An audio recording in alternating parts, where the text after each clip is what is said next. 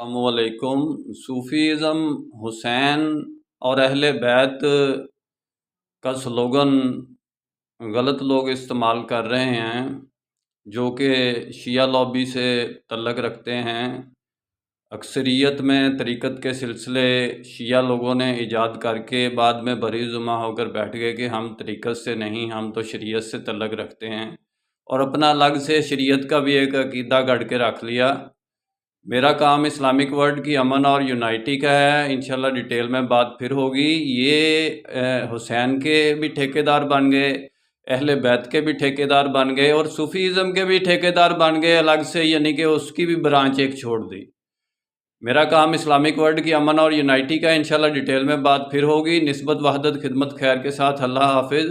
Sufism سے، حسین سے، اہل بیت سے صرف ان کا مفادات کا تعلق ہے، اور اپنے مفادات حاصل کر رہے ہیں، اور کچھ بھی نہیں ہے۔ انشاءاللہ پھر بات ہوگی۔ اللہ حافظ۔